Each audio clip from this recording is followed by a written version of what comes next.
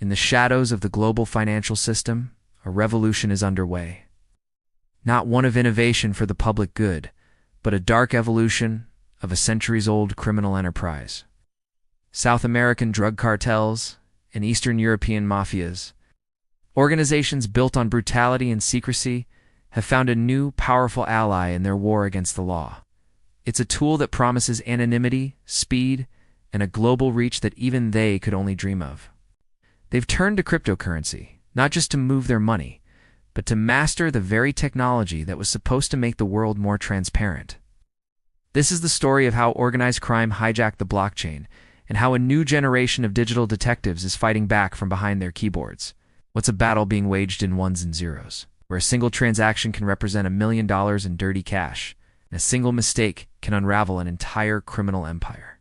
For decades, the biggest challenge for any major criminal organization wasn't making money, it was cleaning it. Laundering billions of dollars in cash is a logistical nightmare. It requires armies of people, fleets of vehicles, and a complex web of shell companies, casinos, and corrupt banks. It's messy, it's slow, and it leaves a paper trail. But the rise of cryptocurrency presented a tantalizing solution. Suddenly, a duffel bag stuffed with $1 million in cash could be converted into a string of digital code accessible from anywhere in the world with an internet connection. The physical limitations of borders, banks, and armored trucks simply vanished. The first signs appeared as whispers in intelligence reports. Law enforcement agencies like the U.S. Drug Enforcement Administration and Europe's Europol noticed a dramatic shift. Bulk cash seizures were still happening, but the vast rivers of money that once flowed through traditional banking channels were starting to dry up. The money hadn't disappeared, it had just gone digital. The cartels, initially hesitant, were now diving headfirst into the world of digital assets. They started by forcing street-level dealers in cities from Miami to Madrid to accept payments through crypto wallets on burner phones. Small amounts, difficult to trace, that would then be consolidated up the chain. The process became ruthlessly efficient. A cartel operative would take a pile of illicit cash to a network of crypto brokers in a city like Bogotá or Quito. These brokers, operating in a gray market, would convert the physical currency into a stablecoin like Tether USDT. Unlike volatile cryptocurrencies like Bitcoin, stablecoins are pegged to a stable asset, usually the US dollar, making them ideal for holding large values without risking market fluctuations. This initial step turns bulky, traceable cash into weightless, borderless digital dollars. But this is just the beginning of the laundering cycle. The real artistry lies in erasing its origins. This is where the investigators at the DS specialized. Cybercrime units and Europol's European Cybercrime Center EC3 began their hunt. They entered a world of blockchain forensics. Every transaction on most blockchains is public, recorded on an immutable ledger. It's like a public bank statement for the entire world to see. But the identity of who owns the accounts or wallets is pseudonymous. The challenge was to connect these digital addresses to real-world criminals. The cartels knew this. To obscure the trail, employed a technique called chain hopping, rapidly exchanging one cryptocurrency for another across different blockchains. Then came the final and most crucial step, the crypto mixer, or tumbler. A mixer is a digital black box. Criminals pool their dirty stablecoins with thousands of other transactions, both legitimate and illicit, from users all over the world. The mixer's algorithm then churns this crypto soup together and spits out the original amounts to new, clean wallet addresses with no apparent connection to the source. The digital trail, which was once a clear line, is now a hopelessly tangled knot. The clean crypto can then be cashed out through complicit exchanges in jurisdictions with lax regulations, or used to directly purchase luxury goods, real estate, and weapons, completing the cycle.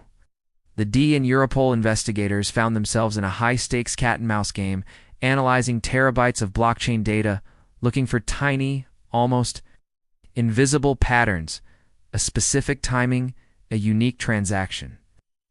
A reused address that could help them anonymize these transactions and link the clean money back to the original crime.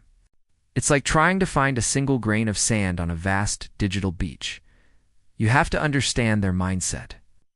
For them, a government is just a rival cartel with a flag, and for a long time the governments were slow. They were talking about regulations, committees, studies. We were already moving millions a week. The beauty of the blockchain for us was that they didn't get it. They were looking for bank records, for wire transfers. They were fighting the last war. We were operating in a dimension they couldn't even see. My job, I was what you might call a digital treasurer. I wasn't a gangster. I never held a gun. I was recruited out of university. Smart kid.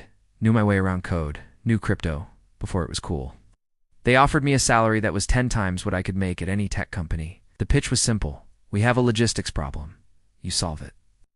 The logistics were hundreds of millions of dollars in drug money from Europe and the US. My job was to make it disappear.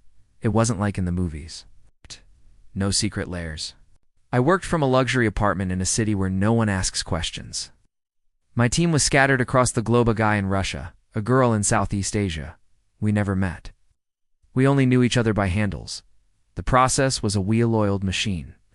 Cash gets collected in, say, Amsterdam.